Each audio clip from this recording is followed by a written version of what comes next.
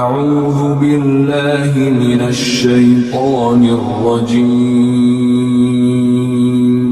بسم الله الرحمن الرحيم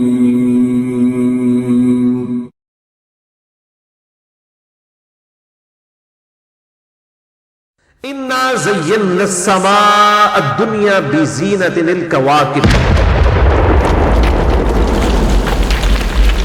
بے شک ہم نے اس آسمان دنیا کو ستاروں کے ساتھ جو ہے وہ آرائش اس کی کر دی ہے. یعنی اگر آپ ذرا ایک لمحے کے لیے سوچیں کہ رات کے وقت اگر آسمان کے اوپر ستارے نہ ہو تو آسمان کی طرف کوئی بھی نگاہ اٹھا کے نہیں دیکھے گا, کوئی اٹریکشن ہی نہیں ہے. یہ رات کے وقت جو آسمان میں اٹریکشن ہے وہ ہے ہی ستاروں کی وجہ سے. تو اللہ تعالیٰ فرماتا ہے ہم نے اس آسمان دنیا کو ستاروں کے ساتھ مزین کر دیا ہے, اس کی خوبصورتی کا ذریعہ بنا دیا. وَحِفْظًا مِّن كُلِّ شَيْطَانٍ مَارِدٍ اور ہم نے اس آسمان کو ہر قسم کے سرکش شیطان سے محفوظ کر دیا.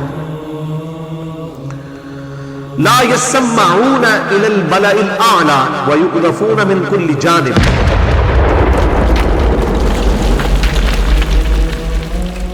نہیں کان لگا کر سن سکتے عالم بالا کی باتوں کو مگر اس حال میں کہ ان پر پتھراؤ کیا جاتا ہے ہر طرف سے. یعنی جو بھی جن جو ہے وہ فرشتوں کی باتیں سننے کے لیے آسمان کی طرف اڑتے ہیں, یہ کان لگانے کی کوشش کرتے ہیں تو ان پر اللہ تعالیٰ کی طرف سے پتھراؤ ہوتا ہے. اور وہ پتھراؤ کا ذکر آگے بھی آ جائے گا ڈیٹیل کے ساتھ. دحورا ولہم عذاب واصب ان کو بھگانے کے لیے اور ان کے لیے ایک دائمی عذاب کے طور پر. الا من خطف الخطفہ مگر جو شیطان کچھ جھپٹ لیتے ہیں. فاتبعہ شہاب ثاقب تو اے شہاب ثاقب جو ہے میٹرائٹس جن کو ہم انگلش میں کہتے ہیں وہ ان کا پیچھا کرتے ہیں.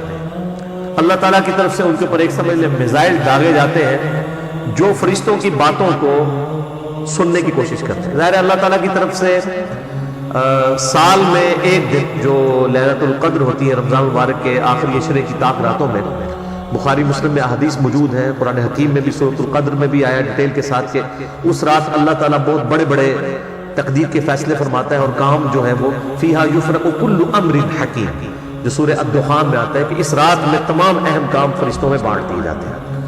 اب فرشتے جب وہ اس قسم کی ڈسکشنز کر رہے ہوتے ہیں کہ اللہ تعالیٰ کی پلاننگ میں اس سال کے لیے آگے کیا ہے, تو اس میں سے کچھ جنات چرا لیتے ہیں اور وہ چرا کے پھر کچھ باتیں وہ سن لیتے ہیں, کچھ نہیں سن سکتے تو وہ جھوٹ موٹ ملا کے تو ایک پوری سٹوری بنا کے کائنوں کو بتاتے ہیں. وہ اس کی بنیاد کے اوپر پریڈکشنز کی جاتی ہیں, اسی لیے کچھ پریڈکشن صحیح بھی ثابت ہو جاتی ہے, کچھ غلط بھی ہوتی ہے.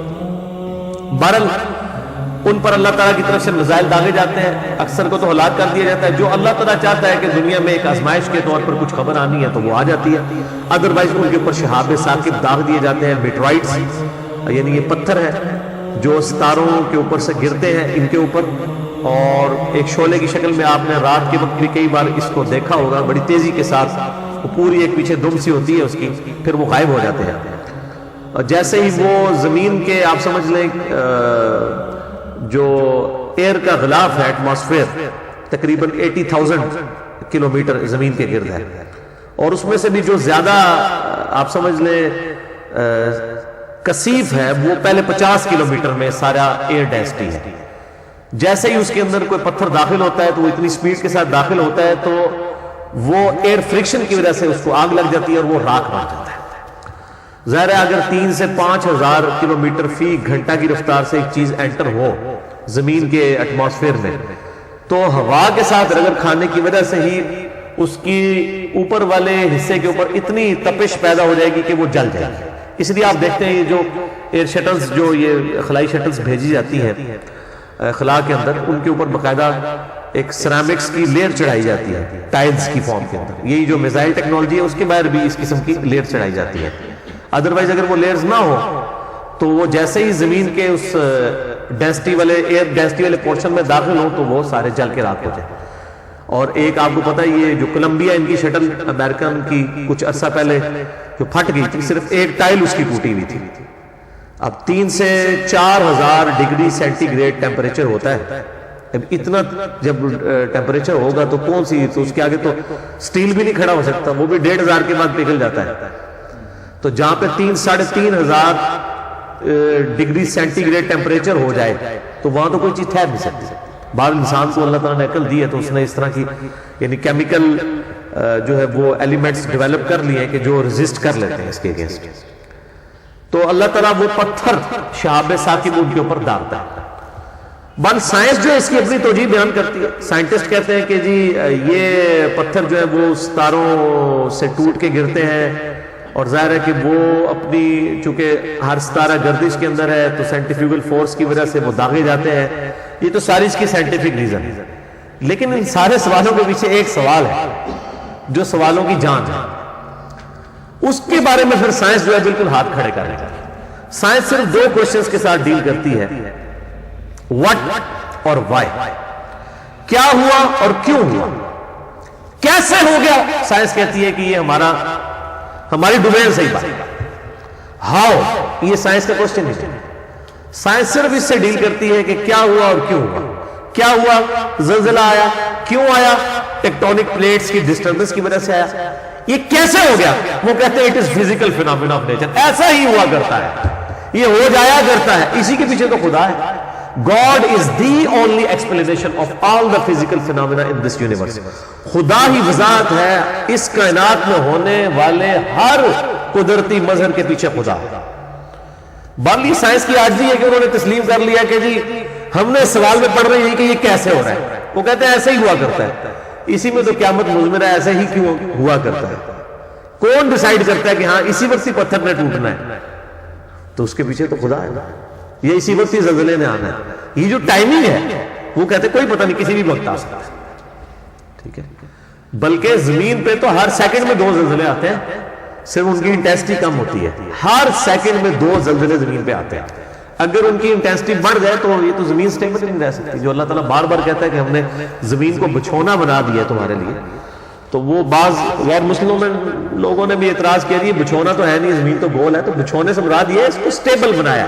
ادروائز یہ اپنی نیچر کے اندر جو ہے وہ زلزلے رکھتی ہے, اور ان ارتھ کوئکس کی وجہ سے تباہ و برباد ہو جائے ہر چیز اگر یہ سٹیبل نہ کیا جائے اللہ تعالیٰ کی طرف سے.